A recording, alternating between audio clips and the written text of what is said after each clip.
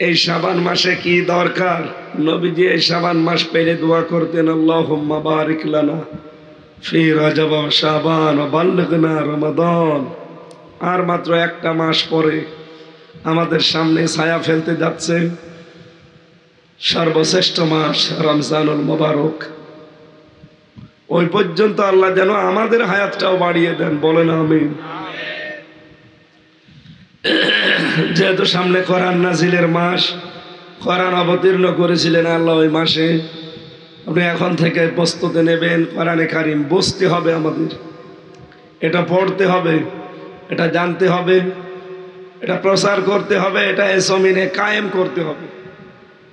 আল্লাহ রাব্বুল আলামিন এই উদ্দেশ্যগুলো দিয়েই কোরআন পাঠিয়েছেন, আমরা যেন এই উদ্দেশ্য সফল করতে পারি, বলেন আমিন। সুতরাং কোরআনের পেছনে যদি আজকে আপনি সময়টা ব্যয় করেন, কিয়ামতের দিন এই হায়াতের এই সময়ের এই অর্থ সম্পদের জবাব আল্লাহর কাছে দেওয়া লাগবে না। জবাব এই শব্দটা শুনতে যত ছোট মনে হচ্ছে, বিষয়টা অত ছোট না। এর ঐতিহ্যবাহী জেলা কুমিল্লা সদর দক্ষিণ থানার অন্তর্গত ঐতিহ্যবাহী দক্ষিণ টঙ্গীর পাড় পূর্বপাড়া জামে মসজিদের উদ্যোগে পঞ্চম বাৎসরিক তাফসীরুল কোরআন মাহফিলের স্বনামধন্য সভাপতি জনাব আলহাজ মাওলানা আব্দুল খালেক, বিশিষ্ট রাজনীতিবিদ, সমাজসেবক, বাংলাদেশ জামাত ইসলামী কুমিল্লা সদর, কুমিল্লা দক্ষিণ জেলা শোরা ও কর্ম পরিষদ সদস্য, প্রধান অতিথি সাবেক কেন্দ্রীয় সভাপতি বাংলাদেশ ইসলামী ছাত্র শিবির, চেয়ারম্যান নাঙ্গলকোট লালমাই সদর দক্ষিণ উন্নয়ন পরিষদ, রাজনীতিবিদ, আপনাদের এলাকার সন্তান জনাব মাওলানা ইয়াসিন আরাফাত, আতালাল্লাহু উমরাহু ওয়া বারাকাল্লাহু ফি হায়াতি।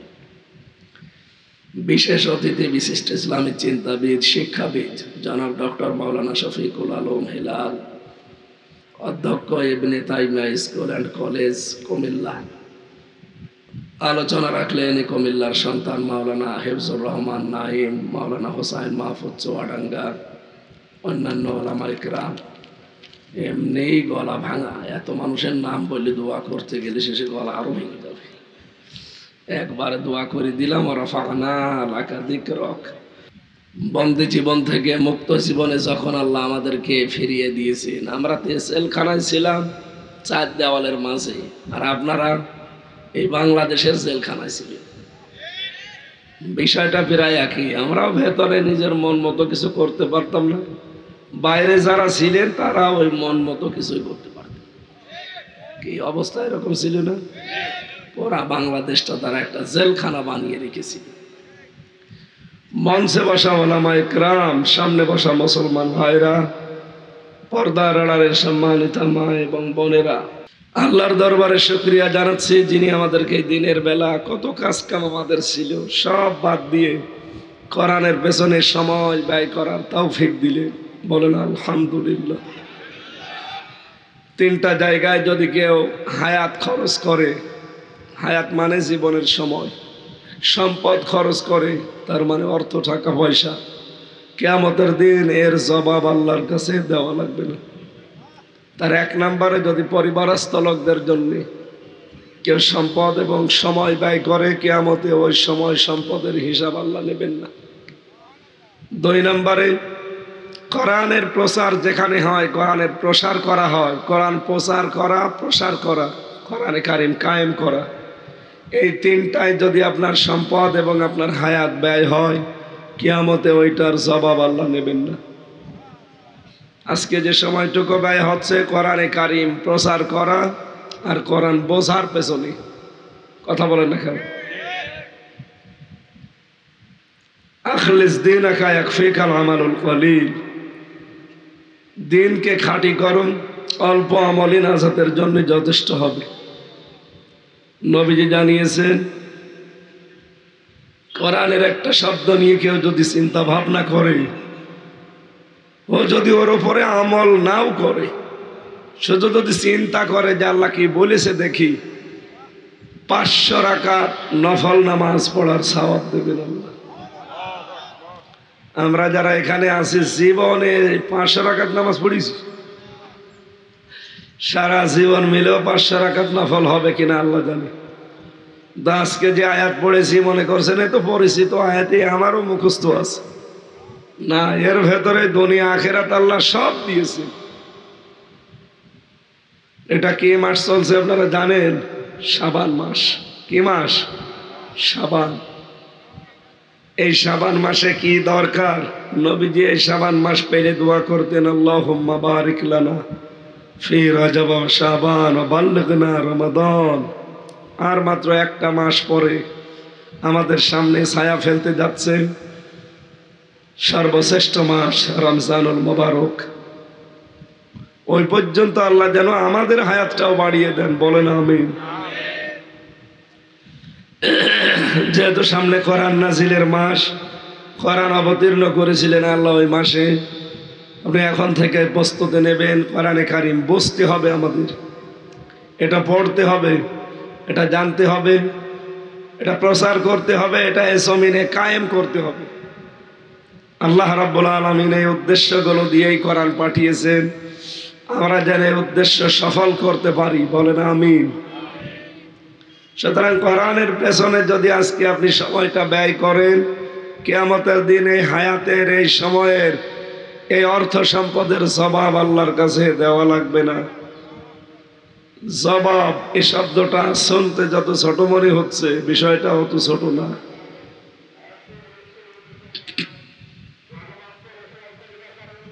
জবাব এই শব্দটা যে কত কঠিন, যে মানুষগুলো এটা বিশ্বাস করতে পেরেছে আল্লাহ রাব্বুল আলামিন তাদের জীবন পরিবর্তন করে দিয়েছেন। আর কিচ্ছু লাগে না, শুধু জবাব। খুব বড় কঠিন জিনিস। এই বাংলাদেশের যাদের জীবন এটা 100% প্রতিষ্ঠিত হয়ে গেছে যে আমাকে জবাব দেওয়া লাগবে, আপনি দেখেন তার বাড়ি ঘর পর্যন্ত মন্ত্রী হওয়ার পরেও টিনের চাল। মাওলানা মতিউর রহমান নিজামী মন্ত্রী ছিলেন না? শুধু এমপি না, মন্ত্রী ছিলেন।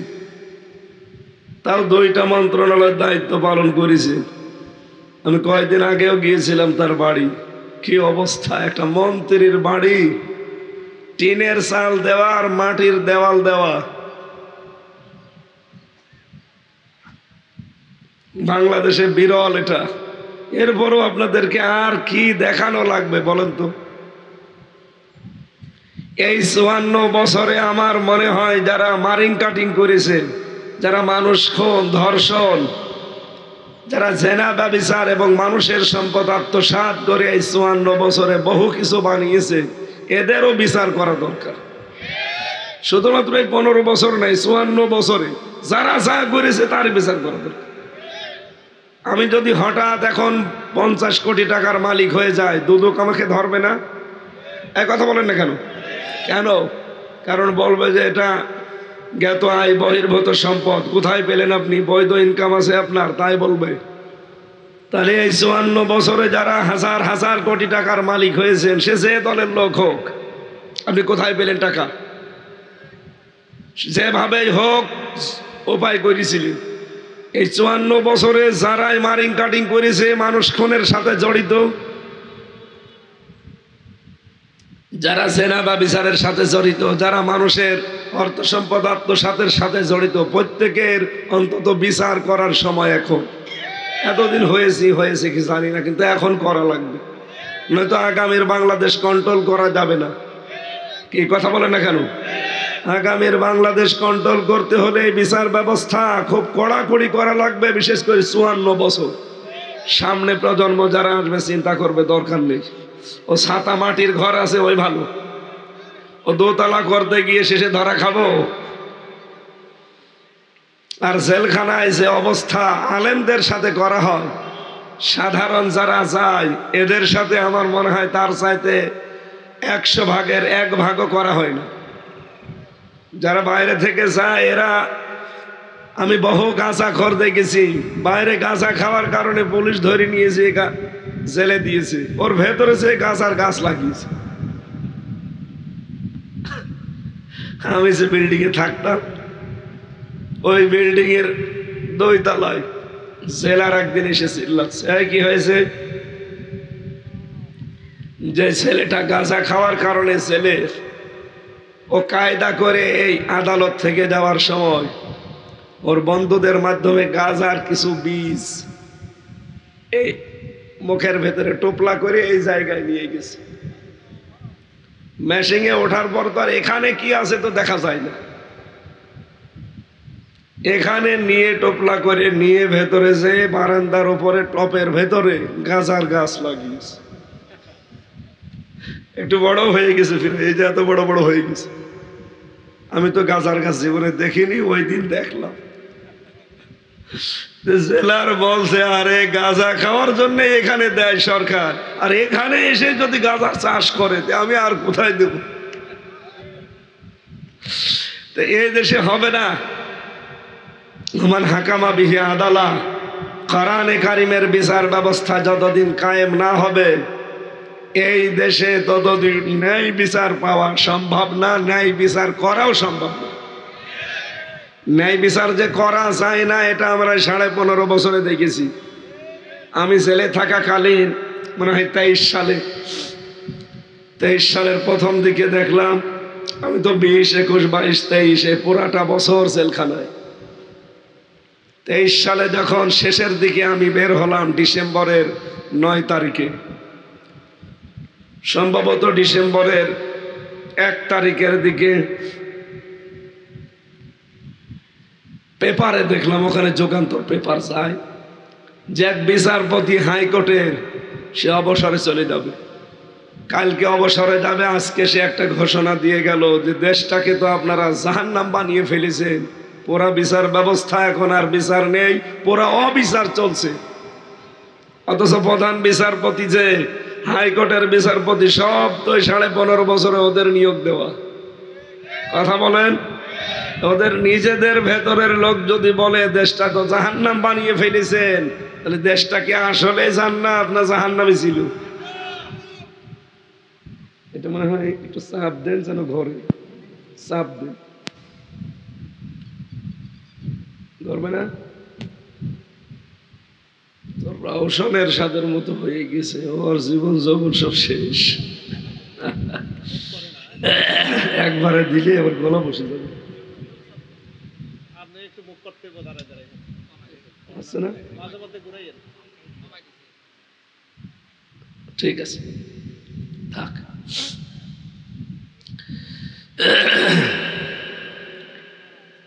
এখানে যারা যাচ্ছে জেলখানায় অবৈধ সম্পদের পাহাড় অর্জন করে, এই মানুষগুলো ভালো হওয়ার সম্ভাবনা নেই। আপনি কি মনে করছেন এই যে দরবেশ 36,000 কোটি টাকা যে লোকটা মারিং কাটিং করলো, এ জেলে যেয়ে মনে করছেন কি ঝামেলা আছে? কোনো ঝামেলা নেই। এ টাকা পয়সা খরচ করে বাইরে ছাড়া আরো আরামে আছে। হ্যাঁ, একটু ফ্লোরে থাকা লাগে, তাছাড়া বাকি সব ব্যবস্থা সে পাচ্ছে, শুধু টাকা দিলে সব পাওয়া যাচ্ছে সেখানে। কিন্তু শয়তানরা তো আমাদের সাথে যা করেছিল, টাকা দিয়েও কথা শুনতো না।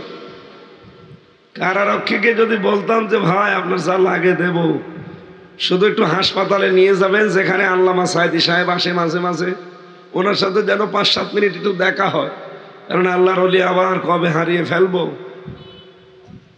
আমি 3 বছরে একবার 10 মিনিট পেয়েছিলাম। উনি আমার মাথায় হাত দিয়ে বলছিল, হামজা কোনোদিন সত্য বলতে পিছপা হবে না। আমার এখনো মনে হয় যে হাতটা এখনো মাথার উপরে আছে। আমরা টাকা পয়সা দিতে চাইলেও শয়তানরা শুনতে চায় না। আর এখন দেখেন যারা আছে, আমি তো মাঝে মাঝে এখন কারারক্ষীদের খোঁজ খবর নিচ্ছি, ওই কালামানিক, ওই দরবেশ, এই যে পাশের জেলা ব্রাহ্মণবাড়িয়ার এক শয়তান আনিসুল হক, বাইরের ছাড়া ভেতরে এখন ভালো আছে। এগুলোর স্বভাব পাল্টাবে না, এগুলোর অন্তরে আল্লাহ মোহর লাগিয়ে দিয়েছে। এই জন্য আমরা চাই এই দেশে যারা চোর হয়ে জেলখানায় যায় তারা ডাকাত হয়ে বের হয়। ডাকাত হয়ে গেলে খনি হয়ে বের হয়, কারণ ওই সিস্টেম সব ওখানে আছে। বললাম না, গাছ আর গাছ লাগিয়েছে, আপনি তারে কন্ট্রোল করবেন কি দিয়ে? এই জন্য এটা সংশোধনের জন্য যেটা দরকার তার নাম আল্লাহর এই কোরআন। এটা ছাড়া সংশোধন করা ভেতরেও সম্ভব না। আমরা চাচ্ছি যে এইটা অন্তত উপরে যাক। ইয়াসিন সাহেব না, এরকম যেই হোক, যদি 151 জন কোরআন বুকে নিয়ে সংসদে যেতে পারে, এই দেশের চেহারা পুরা পাল্টিয়ে, সৌদি আরবে তার কি শান্তি আছে? ওখানে তো তাও 100% ইসলাম নেই, 70% আছে, 30% নেই। আর এটা যখন 151 জন বুকে নিয়ে যেতে পারবে, তার পরের দিন এই দেশটাতে 100% ইসলাম কায়েম করে ফেলবে। কারণ 151 জন যা বলবে স্পিকার সেইটাই পাশ করতে বাধ্য। এক কথা বলেছে না কেন?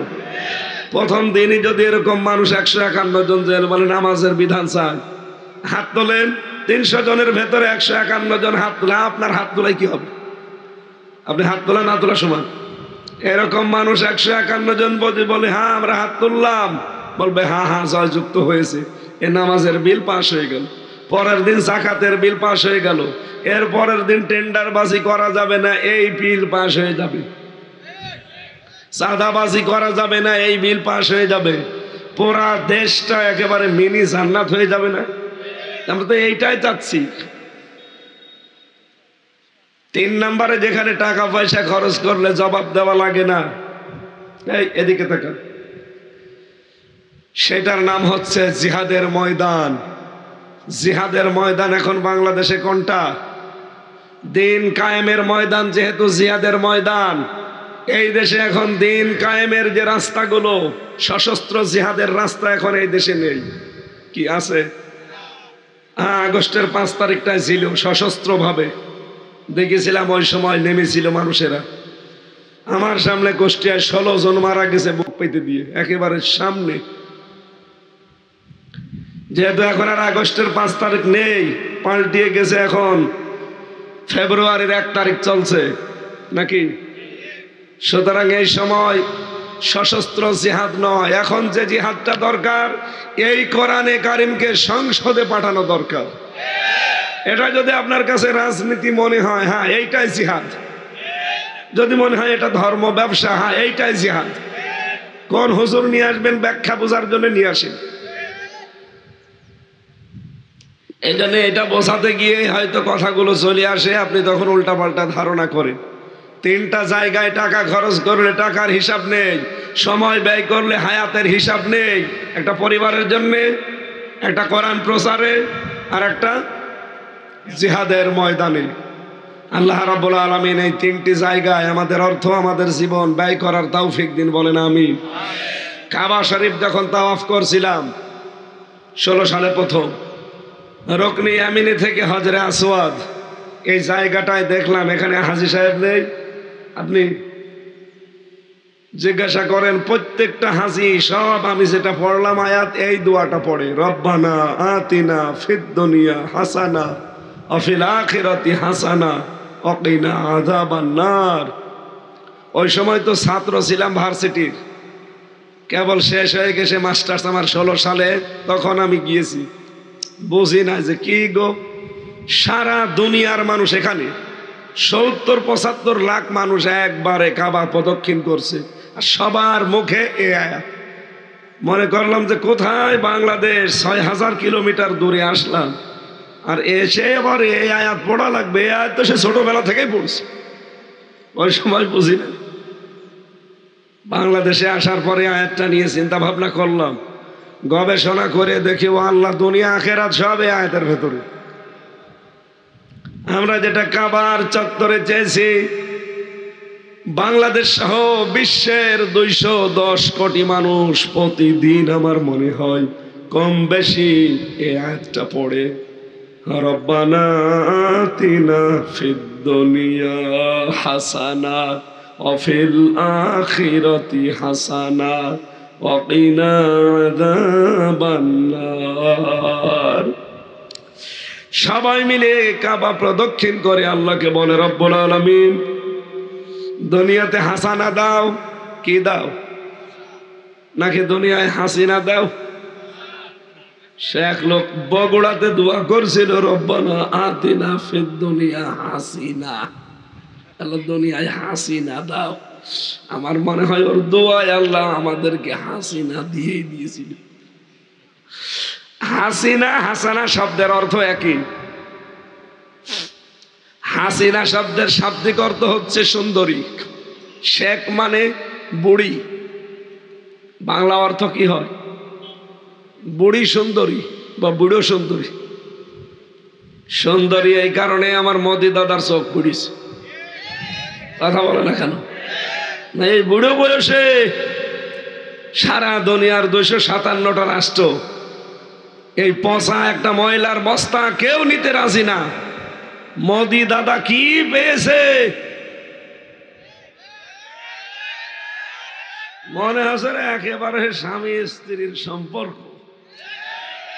ওনারা এতদিন এইটাই বলতো, বাস্তবে যেন আবার ওটা কাজে লেগে না যায়। কারণ দাদা তো আর মুসলমান না। কি দাদার কি আগা কাটা আছে? সুতরাং দাদার কাছে এখন যদি কোনো ঝামেলা হয়ে যায়, শেষে তো মুখ দেখাতে পারবো না। হ্যাঁ, দাদা যদি বিয়েতে রাজি থাকেন তাহলে মুসলমানই দেওয়া লাগবে, তাছাড়া জায়েজ নেই। এটাকে আমি বানিয়ে বলছি না, ওই দরকার নেই। সব কোরআনের নির্দেশ আমরা শুনি। সূরা বাকারা 221 নম্বর আয়াত। আল্লাহ বলেন, যতক্ষণ কোন মুশরিক পুরুষ ঈমান না আনবে, মুসলমান না হবে, ততক্ষণ তার সাথে কোনো মুমিনা নারীর বিয়ে দেওয়া জায়েজ নেই। এই আয়াত তো আমি বানালাম। বলেন বলেন, এই আয়াত অনুযায়ী তাহলে ওনার সাথে বিয়ে দেওয়া জায়েজ আছে? আপনারা যত এই 15 বছর বলতেন আমাদের স্বামী স্ত্রীর সম্পর্ক, না হবে না, ওনারে মুসলমানই দেওয়া লাগবে। আরে বুড়ো বয়সে আপনি হাজাম পাবেন কোথায়? ও পাকা মোতা সওয়ালের যদি এখন মুসলমানই দিতে হয়, তাহলে হাজামও তো এরকম মুরব্বী হাজাম লাগবে। আর কেউ কি চোখ খুলে মুসলমানই দিতে পারবে? চোখ বন্ধ করে মুসলমানই দিতে হবে না? শেষে আগা কেটতে যে গোড়া কেটে ফেলবে। এজন্য দাদার দ্বারা এখন আর সম্ভব না, আর দাদার যে অবস্থা, সুতরাং ওনার সাথে আমাদের মেয়ের কোনোদিন বিয়ে হতে পারে। অন্তত নিরাপদে রাখবেন, যেদিন চাবো আমরা ফেরত দেবেন, আমরা পাঠিয়ে দেব আল্লাহর কাছে। কারণ আল্লাহর মাল আল্লাহ নিয়ে গেছে। আমার ভাইরা, হাসানা শব্দের শাব্দিক অর্থ হচ্ছে কল্যাণ, শান্তি, স্বস্তি, নিরাপত্তা, নিরাপদ। একটা দুইটা না 33টার ওপরে আমি শব্দের অর্থ পেয়েছি। রব্বুল আলামিনের কাছে আমরা সবাই বলি, রব্বুল আলামিন আমাদের দুনিয়ায় হাসানা দাও, অফিল আখিরাতি হাসানা, আখিরাতের হাসানা দিও, অকিনা আযাবান নার, আর জাহান্নাম থেকে তুমি আমাদেরকে বাঁচাও। এদিকে তাকান। এই আয়াতটার ভেতরে 3টা বিষয় আমরা আল্লাহকে বলেছি। 1 নম্বরে দুনিয়া, 2 নম্বরে আখিরাত, 3 নম্বরে আগুন। কয়টা? আরো জোরে। দুনিয়ায় যদি আমরা হাসানা আল্লাহর কাছে চাই, দুনিয়ার হাসানা আসলে আমরা পেয়েছি কিনা? এ দোয়াটা সেই জন্মের পর থেকেই তো শুনছি। কি না এসেলাই নেই? সেই ছোটবেলা থেকে আপনি এই দোয়াটা পড়ছেন। আসলে এই দোয়াটা এতদিন করার পরে কি কবুল হয়েছে আল্লাহর কাছে, এটা জানা দরকার না? আরো জোরে বলেন। সূরা ফাতিহা যারা পড়েন, এটা কিন্তু একটা দোয়া। সূরা ফাতিহা কি? সূরা ফাতিহার ভেতরে মানুষ যখন তেলাওয়াত করে, এর ভেতরে দেখবেন 29টা অক্ষর দিয়ে আল্লাহ সাজিয়ে দিয়েছেন, কিন্তু 7টা অক্ষর সূরা ফাতিহার ভেতরে নেই। কয়টা? আপনারা কথা বুঝতেছেন? সূরা ফাতিহার ভেতরে অক্ষর নেই কয়টা? আরো জোরে। কেন দেয়নি আল্লাহ 7টা অক্ষর? এটা আর খেলা করার জিনিস না, এর প্রতিটি শব্দ চিন্তা ভাবনা করার জন্য আল্লাহ দিয়েছে। আপনি ভালো করে ভাববেন আজকে, কেন আল্লাহ দিলেন না সূরা ফাতিহায় 7টা অক্ষর? যাদের মাথা বড় বড়, যারা চিন্তাশীল গবেষক, যারা, তারা চিন্তা ভাবনা করে দেখেছে আল্লাহ কেন দেয়নি। আল মুনাব্বিহাত কিতাবের ব্যাখ্যায় আমি দেখেছি চট্টগ্রামের বায়তুশ শরফের যিনি পীর, তিনি এটা বাংলা করেছেন। হাফেজ ইবনে হাজার আসকালানি রহমতুল্লাহ আলাইহি উনি আরবিতে লিখেছেন। এবার আমি বাংলা যেটা পড়েছি ওইটা বলছি, ভালো করে মিলাবেন। প্রথম নাম্বারে সূরা ফাতিহার ভেতরে আপনি সা অক্ষরটা পাবেন না। কোন অক্ষর? জবান আপনাদের কি শেষ হয়ে গেছে? আমার গলা ভেঙে গেছে। বলেন তো কি অক্ষর? সা দিয়ে যে শব্দ বানানো যায় দেখবেন, সা দিয়ে সাবর, সবর না, সোয়াদ বার সবর মানে ধৈর্য, আর সা বার সাবর মানে ধ্বংস। সাবর মানে কি? আল্লাহ রাব্বুল আলামিন বোঝাতে চেয়েছেন, সূরা ফাতিহা যদি কেউ মোনাজাত করে, এই দোয়াটা পড়ে, এখানে 7টা আয়াত আল্লাহ দিয়েছেন। এই 7টা আয়াত যদি জীবনে সেট করতে পারে, তার জীবনে আল্লাহ কোনোদিন ধ্বংস আসবে না, তার জীবনটা আল্লাহ ধ্বংস করে দেবে না। দ্বিতীয় নম্বরে আপনি পাবেন এর ভেতরে জিম নেই। কোনটা? জিম দিয়ে পড়া কোরআনে যত শব্দ দেখবেন, অন্যতম শব্দ হচ্ছে জিম দিয়ে জাহান্নাম। জিম দিয়ে কি? সূরা ফাতিহায় 7টা অক্ষর আছে, 7টা আয়াত আছে। এই 7 আয়াতের উপরে আমল যদি বান্দা করতে পারে, 7টা জাহান্নাম আল্লাহ হারাম করে দেবেন। 3 নম্বরে আমি পেয়েছি এর ভেতরে খ নেই। কি নেই? খ দিয়ে খব্বারিন। আপনি এর বাংলা অর্থ দেখবেন, খব্বারি মানে ভবঘুরে, যার কোনো কাজ কাম নেই, কোনো উদ্দেশ্য নেই। রব্বুল আলামিন বলেন সূরা ফাতিহা যদি কেউ পড়ে আমল করতে পারে, তার জীবনটা আমি একটা উদ্দেশ্য সামনে দাঁড় করিয়ে দেব। সে ভবঘুরের মতো, লম্পটের মতো ঘুরে বেড়াবে না। 4 নম্বরে বেশি এর ভেতরে শিন নেই। 3 নুক্তাওয়ালা শিন। শিন দিয়ে শব্দ বানানো যায় সাকাওয়াত। সাকাওয়াত শব্দের বাংলা অর্থ হচ্ছে দুর্ভাগা। কি বললাম? সূরা ফাতিহার 7টা আয়াত যদি জীবনে পড়ে আমল করে যেতে পারেন, কোনদিন আপনার এই ভাগ্যকে আল্লাহ দুর্ভাগা বানিয়ে দেবে না। সুবহানাল্লাহ বাড়ি যেয়ে বলবেন। আজ আমাদের ভাগ্যই ভালো না। এই 54 বছরে আমাদের ভাগ্য ভালো হয়েছে? বলেন। সূরা ফাতিহার কাছে ফিরে আসেন, এই 7টা আয়াতের উপরে আমল আরম্ভ করেন। কোরআনে কারিমে আমার আল্লাহ আপনাকে দুর্ভাগা বানাবে না, সৌভাগ্যশালী বানিয়ে দেবে। তহামান সারনা আলাইকাল কোরআন লিতাশকা। হে নবী, কোরআন আমি আপনাকে এই জন্য দেইনি আপনি দুর্ভাগা হয়ে যাবেন, এজন্য দিয়েছি যে আপনার ভাগ্য খুলে যাবে। এরপরে যে অক্ষর পেয়েছি তার নাম ঝা। কি বললাম? ঝা দিয়ে আপনি দেখবেন কোরআনে আল্লাহ দিয়েছেন জাক্কুম, জাহান্নামের একটা খাবারের নাম। কোন মানুষ যদি সূরা ফাতিহা পড়ে আমল করতে পারে, রব্বুল আলামিন তাকে এই জাহান্নামে দেবে না, তার মানে জাক্কুম গাছের ফল খাওয়া লাগবে না। এরপরে বেশি জানা ফা। কি বললাম? অন্ধকার। আমাদের জীবন আজ অন্ধকার না?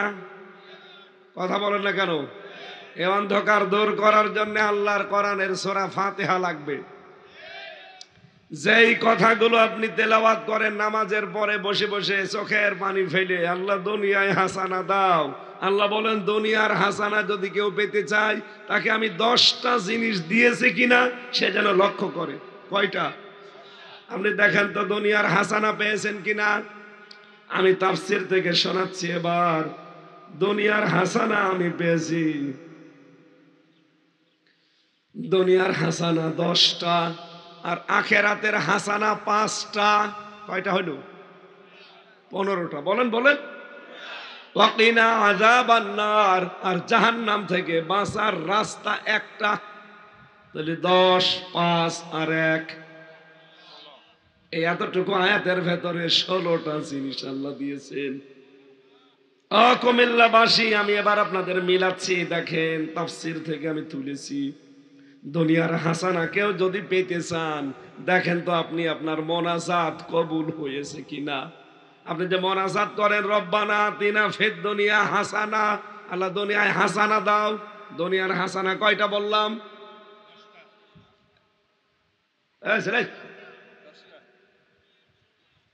16টা। মানে দুনিয়ার হাসানা 16টা। কোন পাগলে বলিস আপনারে? 10টা বললাম কেবল। আখেরাতের আরো জোরে। আর জাহান্নাম থেকে যদি বাঁচতে চান কয়টা রাস্তা লাগবে? সব মিলে মুখস্থ করে বাড়ি যাবেন। 16 বছর পরে যদি এখানে আসি, 16টা যেন আপনার কাছে আমি শুনতে পারি। এটা ক্লাস চলছে, ক্লাসের মতো জবাব দেবেন। 1 নম্বরে, আমি কি বানিয়ে বলছি? সব আমি তাফসীর থেকে নোট করা। আমার ইয়ার কি মারা জিনিস নাকি? দুনিয়ার হাসানায় 1 নম্বরে কোরআন পাওয়া। কি পাওয়া? প্রশ্ন আসতে পারে, আমি তো কোরআন পেয়েছি, এই যে দুনিয়ার হাসানা রব্বুল আলামিন কোরআনে কারীম পাওয়া, এই কথা জানিয়েছেন। কোরআনের প্রথমে সূরা ফাতিহার পরে যে সূরা দেখবেন, এখানে 5টা গুণ দেওয়া আছে। কয়টা? কি কি? কেউ যদি কোরআনের হেদায়েত পেতে চান, জালিকাল কিতাবুল লা রাইবা ফিহি হুদাল লিল মুত্তাকিন, এ কোরআন হেদায়েত দিতে পেতাম কাদেরকে পারে? মুত্তাকিদের। কাদের? এ মুত্তাকি হওয়ার জন্য এখানে আল্লাহ পরপর 5টা গুণ দিয়েছেন। 1 নম্বরে আল্লাযীনা ইউমিনুনা বিল গায়ব ওয়া ইউকিমুনাস সালাতা ওয়া মিম্মা রাযাকনাহুম ইউনফিকুন আল্লাযীনা ইউমিনুনা বিমা উনজিলা ইলাইকা ওয়া মা উনজিলা মিন ক্বাবলিকা ওয়া বিল আখিরাতি হুম ইউকিনুন। কয়টা? গায়েবে বিশ্বাস করা, আল্লাহ একজন আছে না নেই? দেখেছি কোনদিন? কিন্তু বিশ্বাস আমরা করি, এমন বিশ্বাস করি, নিজের বাবাকেও অত বিশ্বাস করি না। জন্মের পরে মা আমারে দেখিয়ে দিয়েছে যে এটা তোর বাবা, বসে তো। জীবনে কোনদিন প্রশ্ন করেছি যে না, এ বাবা আমি মানি না? কোনদিন বলেছি? আপনি কি সঠিক জানেন এইটাই আপনার বাবা? এমনকি আপনার নানা নানিও জানে না। কি কথা বলছেন? আপনার বাবা আছে কে এই পৃথিবীতে শুধুমাত্র জানে কে? মা ছাড়া কেউ জানে? নানা নানি, দাদা দাদি, চাচা চাচি, ফুফা খালা কেউ জানে না। ওরাও হয়তো আমার মতোই। কে? একজন মানুষ শুধু বলতে পারে যে আমার বাবা কে। না মানে মা কে পরে? এনার কথা শুনে যদি আমার বাবাকে সারা জীবন আমি বিশ্বাস করি, আমার মায়ের চাইতে এই পৃথিবীতে সত্যবাদী 100 গুণ বেশি ছিলেন আমাদের নবী মুহাম্মাদুর রাসূলুল্লাহ। আমার মায়ের জীবনে হয়তো, আমার মায়ের এখন খুব বেশি হলেও কত 52 বছর হবে। এ 52 বছরে সে হয়তো 52,000 মিথ্যা কথা বলেছে। কথা বলেন না কারণ। কিন্তু আমাদের যে নবী কোরআনে কারিমে যে সংবাদ দিয়েছেন যে আল্লাহ একজন আছে, তিনি জীবনের 63 বছরে একটা মিথ্যা কথা বলেনি। আমার মায়ের কথা শুনি আমি বাবাকে বাবা বলে মানি, তার জীবনে প্রতিদিন মিথ্যা কথা। আর আমার নবী 63 বছরে একটা মিথ্যা বলেনি। তার কথা শুনি আমি যে বিশ্বাস করি গায়েবের যে আল্লাহ একজন। এটা কতটুকু মানেন আমি জানি না। এই বিশ্বাসটা যার ভেতরে যত বেশি বদ্ধমূল হবে, তার ঈমান তত বড় হবে। 2 নম্বরে আপনি নামাজ আদায় করবেন। কি আদায়? পড়েন তো নামাজ। আমরা যে নামাজ পড়ি এটা তো নামাজ। নিজের জীবনে শুধু নামাজ পড়লেই হচ্ছে না।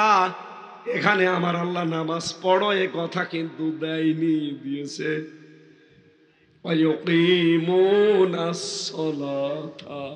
নামাজকে দাঁড় করাও। কি করাও? নামাজ দাঁড় করানো হামজার কাজ না, নামাজ দাঁড় করানো ইয়াসিন সাহেবের কাজ না, এটা দায়িত্ব রাষ্ট্রের। আল্লাযীনা ইম্মাক্কান্নাহুম ফিল আরদি আকামুস সালাহ, আমি যদি সত্যি এই পৃথিবীতে নবীজির উম্মতদেরকে ক্ষমতা দেই, ইমানদার যদি ক্ষমতা পায়, তার প্রথম কাজ হবে রাষ্ট্রে নামাজকে দাঁড় করানো। তাহলে নামাজ দাঁড় করাবে দায়িত্ব কার? রাষ্ট্রের। বলেন বলেন। আমরা তো ওই রাষ্ট্র চাই যে রাষ্ট্রে নামাজ দাঁড়িয়ে থাকবে। নামাজ কায়েম মানে নামাজ প্রতিষ্ঠিত থাকা, দাঁড়িয়ে থাকা। এক কথা বলে না কেন? আমাদের এই সমাজে এই যে কাপড়, এটা পরা প্রতিষ্ঠিত আছে, কায়েম আছে। এই জন্য আমরা অনেককে দেখি যে না, কেউ এই দেশে অন্তত পাগল ছাড়া কেউ ন্যাংটা থাকে না। এমনকি ছোট মানুষ মুসলমানই দেয়নি, ওরেও যদি বলেন দেখি জিনিসপত্র, বলবেন না। কথা বলছে দেখেন, আপনি খুলে দেখেন এই যে এটার, এদিকে আসো, আসো এদিকে আসো, এই যে এটা হুজুর আসো, থাক। ওরে এখনো মুসলমানই দেওয়া হয়নি, ওরে যদি বলে যে কি জিনিসপত্র দেখা, খুলবে। কারণ ওর এতটুকু সেন্স আছে যে সবার পরনে কাপড়, আর আমি না, আমার জিনিস ছোট, তাই কি কি বুঝলেন এখান থেকে? এখানে নামাজ প্রতিষ্ঠিত থাকলে আপনি বেনামাজি একজন ঝাড়ুদারও পাবেন না। ঝাড়ুদারকে নিতে হলে সেও দেখা লাগবে যে নামাজ পড়ে কিনা, আরো বাধ্য হবে নামাজ পড়তে। অনেকের মনে মনে চিন্তা এসে গেছে। কালকেও একটা ভিডিও দেখছিলাম, একজন সাংবাদিক জিজ্ঞাসা করছে আপনি কি দেশে ইসলাম চান? ইসলাম চাই, কিন্তু ভয়।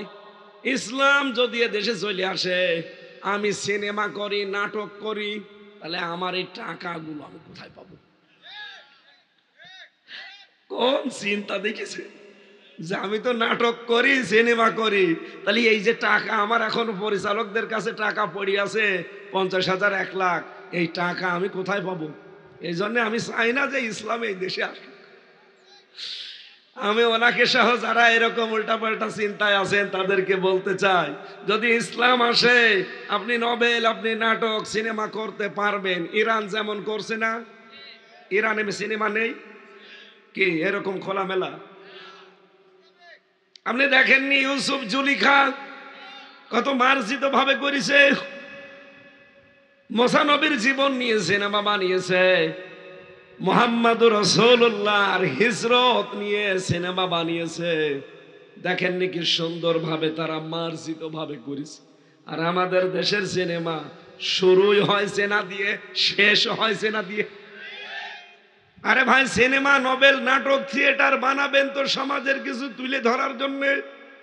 কি আমি বিশ্ববিদ্যালয়ে থাকাকালীন একটা উপন্যাস পড়েছিলাম, প্রজা, নাম শোনেননি?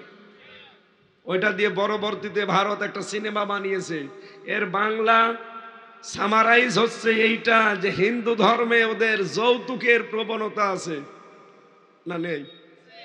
বিয়ে দেওয়ার দিন মেয়েকে যা দেবে সব মরণের মতো দিয়ে দেবে, এই, আর সারা জীবনে কিচ্ছু দেবে না। যৌতুক যে মানবতার সাথে কত বড় কৌতুক, এটা যে কত বড় অভিশাপ, ওই উপন্যাস পড়াটা পড়লে আপনি দেখবেন হিন্দু ধর্মের মেয়েরা কত অসহায়। আপনি ওই রকম একটা সিনারি তুলে ধরতে পারেন না যে যৌতুক নিলে পরিবারের, সমাজে মেয়েরা এরকম অসহায় হয়? এই 54 বছরে তো বেশি সময় ক্ষমতায় ছিল মেয়েরা। হ্যাঁ বলেন না কেন? কি করেছেন মেয়েরা? কেউ 4 বার, কেউ 3 বার। কতবার হয়? 7 বারে 5 7 35। 54 বছরের ভেতরে 35 বাদ গেলে আর কত থাকে? বলেন। পুরুষের চাইতে তো মেয়ে লোক আমাদের উপরে ছিল বেশি। কি করেছেন আজ পর্যন্ত? যৌতুক একটা নিষিদ্ধ কাজ, এটাও বন্ধ করতে পারলেন না। কিসের মেয়ে লোক আপনি? লা ইউফলিহা কওমুন, নবীজির হাদিস, ওই জাতি কখনো সফল হতে পারে না যে জাতির নারী নেতৃত্ব দেয়। এই জন্য মনে হয় 54 বছরে আমরা সফল হতে পারিনি, কারণ মাথার উপরে বসে আছে নারী। আগামীতে এই দেশে কোনো নারী নেতৃত্ব দিতে পারবে না, যদি দেয় পুরুষ মানুষ দেবে, সে যাই হোক। কথা বলেন এখানে। দেখলাম না যে নারী প্রধানমন্ত্রী নারী বিরোধী দলীয় নেত্রী হয়ে কি করে? রৌশনের সাথে ছিল বিরোধী দলীয় নেত্রী, ও ছাতা ঠেলা মারলে পড়ি যায়, ওর কোনো বেল ব্রেক আছে? সকালবেলা যা বলে বিকালে বলে আমার মনে নেই। আর ওনার স্বামীও আল্লাহর ওলি, সকালে বলে আমি বলেছি, বিকালে বলে বলিনি। চাচা এই দেশে 9 বছর ক্ষমতায় ছিল আর 10 বছর জেলে ছিল। সারা জীবনে জেলে থাকা লাগতো যদি এই পাগল সেজে না থাকতো। খালি পাগল সেজে ছিল, এই জন্য অন্তত বেঁচে গেছে। আমার ভাইরা, আমি যেটা আপনাদেরকে বোঝাতে চাচ্ছি, পোশাক এখানে আমাদের যেহেতু প্রতিষ্ঠিত আছে, সবার পরনে পোশাক। এখানে 2 জনকে ডাকলাম, ছোট ছোট 3 বছর 4 বছর বয়স হবে, অথচ রাজি না, আসতেই রাজি না, মনে করছে আসলে খুলে ফেলবে। আমাদের দেশে তাহলে নামাজ আমরা কায়েম করতে পারিনি। হ্যাঁ, নামাজ পড়া আছে। নামাজ কি পড়ার জন্য আল্লাহ দিয়েছে শুধু, না কায়েমের জন্য? নামাজ পড়াও লাগবে, কায়েম করাও লাগবে। নামাজ পড়ার কথা আছে পড়া কোরআন শরীফে মাত্র 1 জায়গায়। কয় জায়গায়? কোথায়? কোন জায়গায় বলেন তো?